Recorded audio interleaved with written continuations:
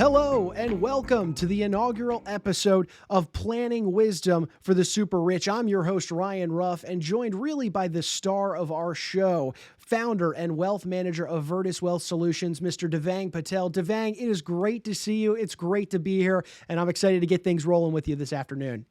Ryan, I'm excited to be here and looking forward to the show. And this is going to be awesome. People are going to get so much wisdom out of it. I'm really looking forward to it.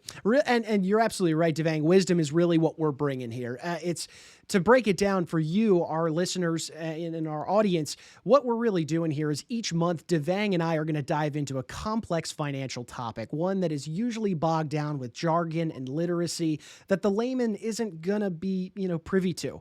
We're going to break these topics down, and we're going to help you explain how these are the things that the super rich and wealthy are doing on a regular basis, and these are things that you could be implementing into your financial life today. And really, the topic at hand that we're going to dive into today is really the best place to start. It's in stress testing, and we'll get into what that is and the ins and outs of that as we go through the episode today.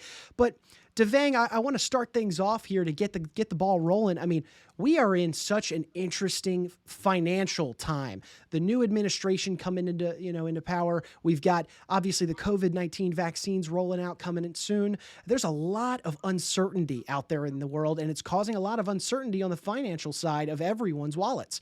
So that being said, let's talk about today. Right now, what can people be doing, to give them peace of mind and start securing their finances? I'd like to begin with a quote that is do or don't. There is no try. That's from Yoda in Star Wars. What I found was what the wealthy or the rich, what they do is something called stress test. Stress test is such a great way to evaluate whether the financial solutions a client currently has in place are likely to generate the results they want or expect. Stress tests are commonly used by extremely wealthy and rich, yet now they are becoming increasingly popular with less affluent individuals and families.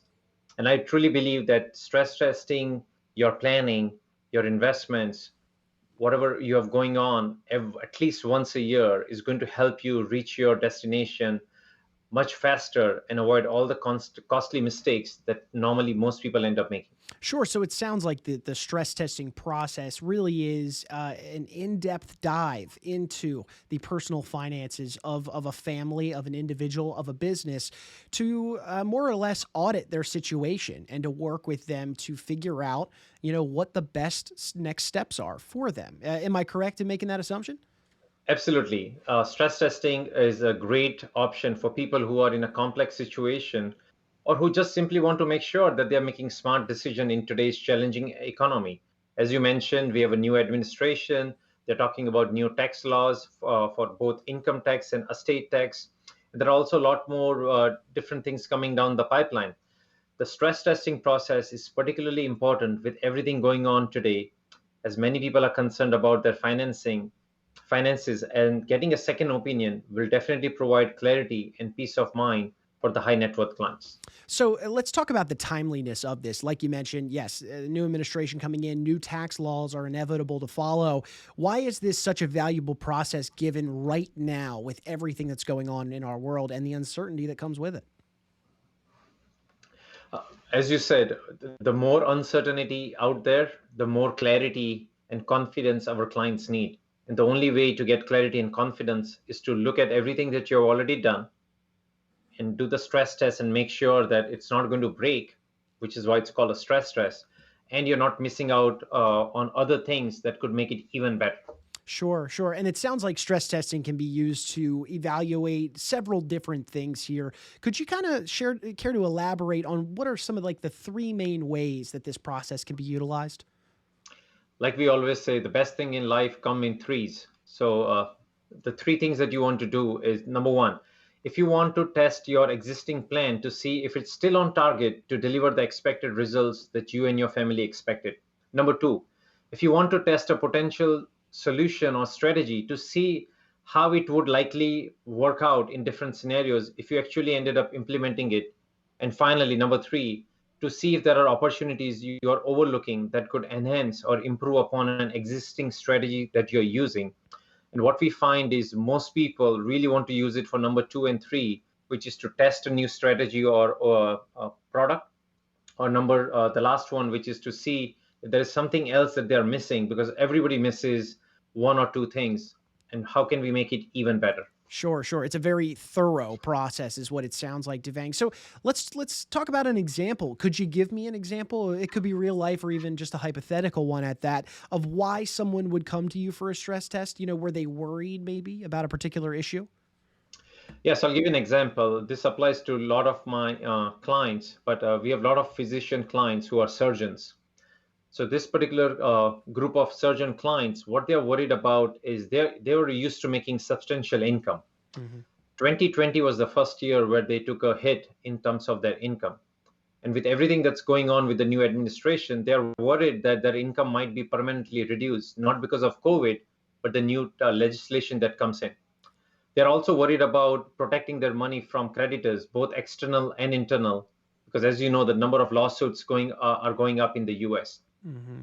And finally, how do they protect their money from the higher income taxes that are coming down the pipeline and estate taxes?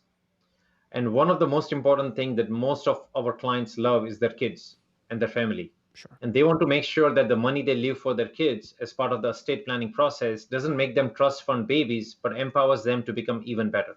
Sure, sure. Family plays a really big role into this, and I feel I feel, Devang, as you and I continue to talk about these different financial topics, I have a feeling you and I are going to be talking about family a lot in these financial topics, because at the end of the day, yes, our legacy is, a part of our legacy is our wealth and what we pass down to those that come after us. So I have a feeling you and I aren't going to be done with that topic just yet. Let's shift gears a little bit, and let's talk about an example of how a stress test that you conducted really did save someone from a mistake, or help them improve the situation they were in when they came to you in the first place. That's a great point, Ryan. So recently I was working with a client of mine who was building a $2 million commercial office building for his own use. Mhm. He was going to finance it out completely out of his own pocket. Now, we had another client who had done something similar before. So, what the previous client had done was they built a building with all their own money, Mhm. and they never took a loan out on the building. Now, wealthy people or the super rich always use leverage in a smart way. Devang, let's switch gears a little bit, and let's talk about the stress testing process itself. So yes, you were able to work with that particular client to help them meet those needs, but yes, this stress testing process, it's a process that's probably done by a lot of financial institutions, as it should be. But what are some of the keys to making sure that process is done well and effectively? Clients need to see the problem and want to fix it. A lot of the time, we see that the clients really don't see the problem, or if they see the problem, for example, that they need their estate planning done, they don't see it as something urgent or that they need to do it right now. Hmm. So we need to make sure that we communicate with the client, and the client and us are on the same line time period in terms of looking at something and saying, okay, it is a problem. How big is the problem if I don't fix it? And how quickly do I want to get it fixed? Once the client is motivated, we can definitely help them get it done in a timely and efficient way.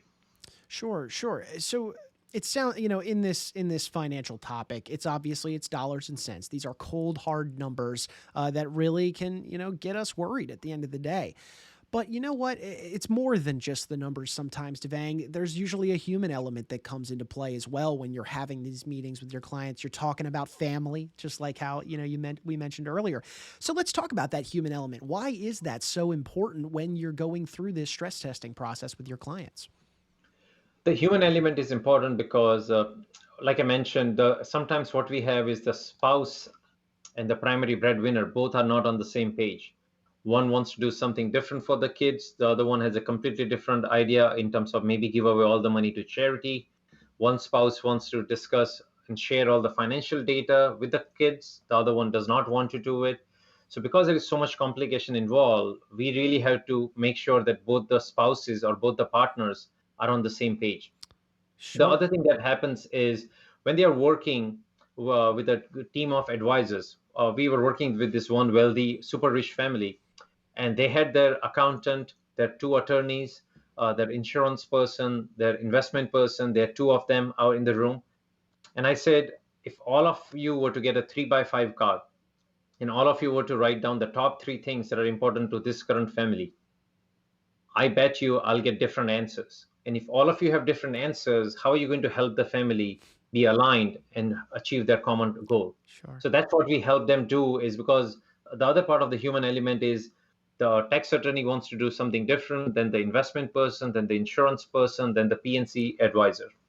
Right, right. There's all these different minds that have, the best interests in mind, but sometimes they aren't all on the same page, and that can cause some confusion and could lead to the wrong decision being made about your finances. So obviously, it seems like knowing your client's goals and what their vision of their future for their money looks like is a very pivotal part of this whole process. So how do you personally at Virtus Wealth Solutions really get into the weeds of understanding, your client's goals and values and understanding what's most important to them? How do you guys go about that?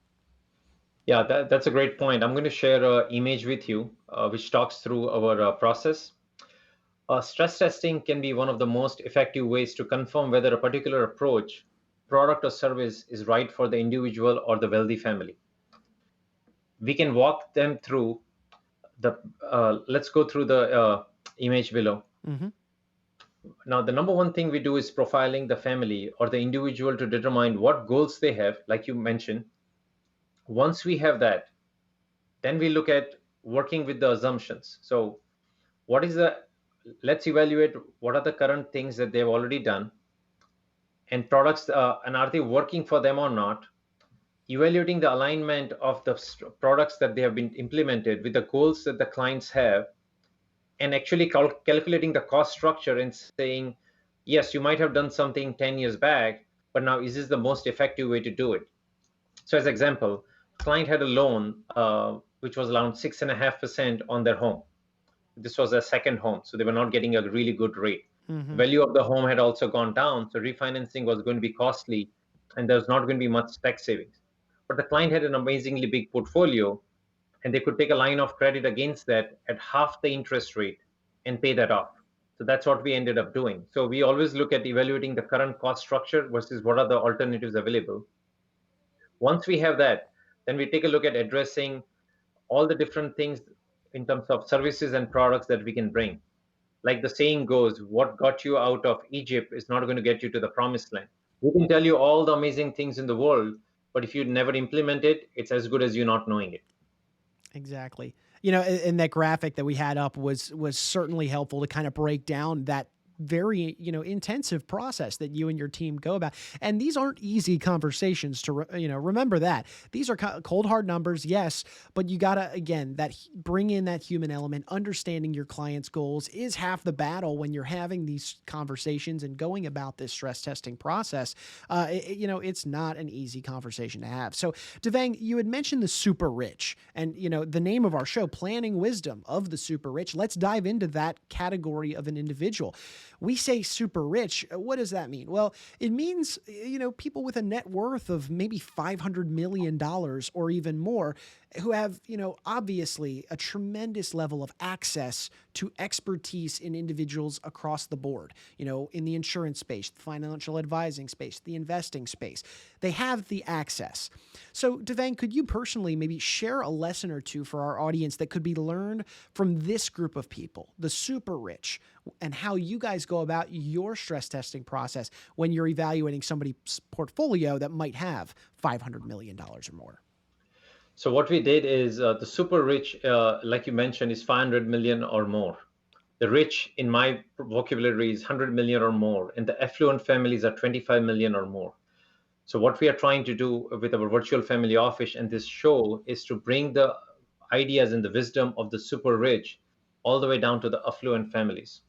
So if you're a family and you are even slightly unsure about the viability of your wealth management solutions, you might benefit from stress testing, and that failing to stress test can lead to much more severe problems for you and your loved ones. I had one super rich client. He's super wealthy. He's over half a billion net worth, and he had done his legal documents using legal Zoom. And the reason was because he's a really brilliant individual, but what he wanted to do was he just did not trust other people to do the right thing by him and his family. Number two, many times the most significant failings are not due to enough attention to the human element. Often problems result from crosswired or a client failing to think through what really matters to them or their loved ones. So what we really do is make sure that everybody has the same goals or they're aligned, and then make sure that we are doing the stress testing. So the idea is, instead of you taking 10 years to reach somewhere, we are trying to see if can we do it better, faster, and more cost effectively.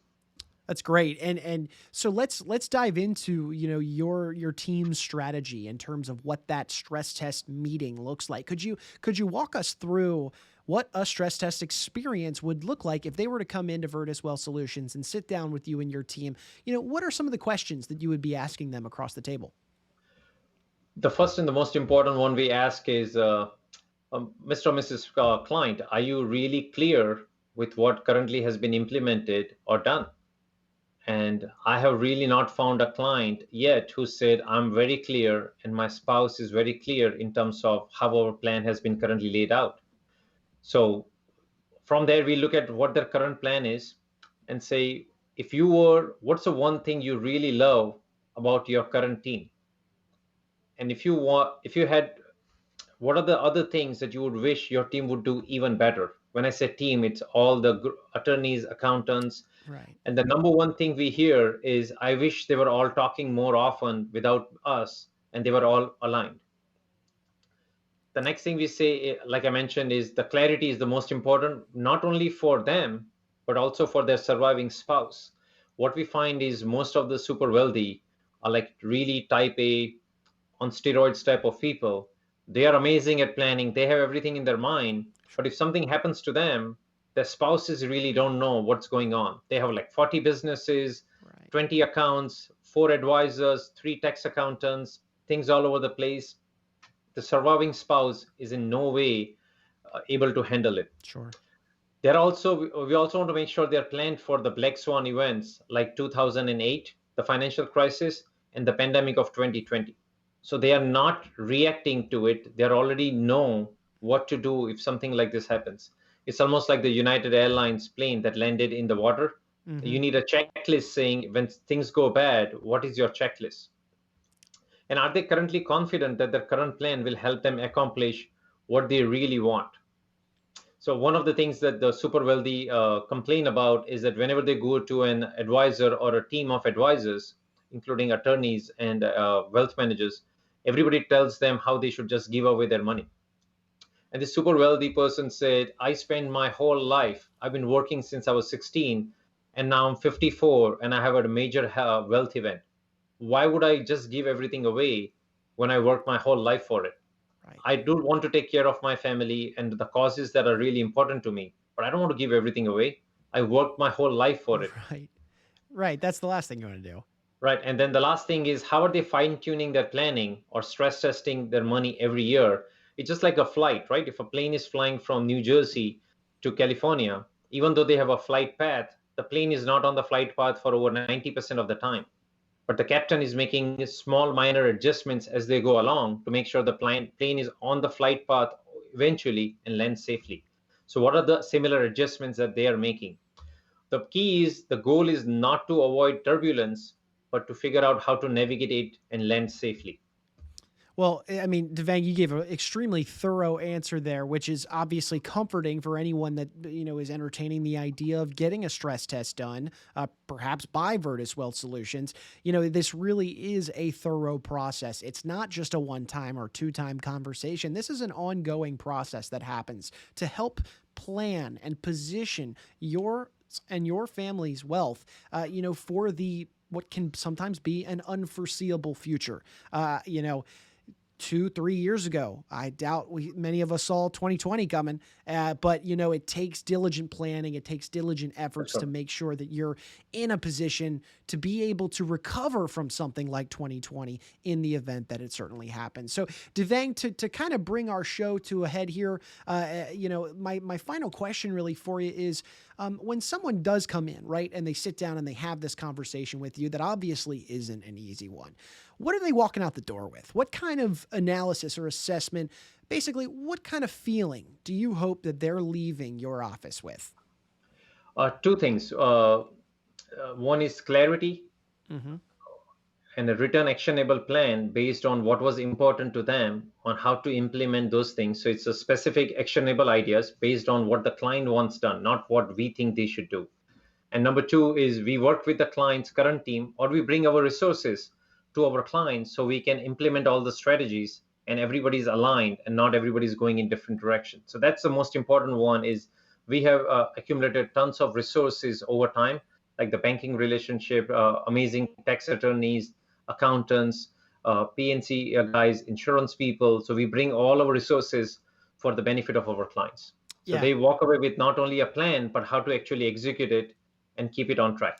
Well, I'm sure it's also a sense of satisfaction for your clients when they know that the different individuals, perhaps, an attorney, an insurance specialist, these people that may have been with them or their family because of a family connection or because they're friends, maybe they've been working with this family for a decade or two by the time they reached your office. That's probably got to be a great sense of self-satisfaction when you're able to have the meeting of minds happen and allow everybody to be on the same page so that there is a clear understanding of not only what the family's goals are, but what happens beyond those goals once we even get to them.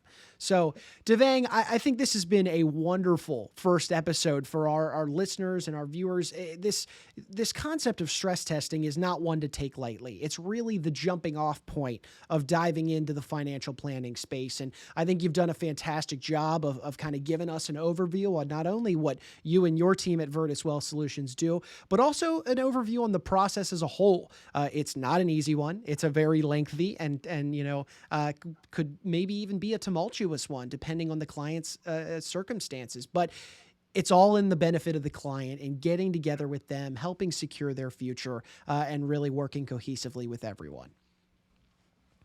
Thank you, Ryan. I Yeah. really appreciate your time and the way you conducted the whole meeting. All right. Well, Devang, that'll do it, for our first episode here on Planning Wisdom of the Super Rich. And we ask you, our audience, to stay tuned in. We're going to be back each month with a brand new episode diving into a new complex topic. But again, breaking these topics down so that you understand them at home, you understand the value and the benefit behind them, and then we can point you towards resources that are going to help you. So for Devang Patel, I'm Ryan Ruff saying so long, and we'll see you on the next edition of Planning Wisdom of the Super Rich.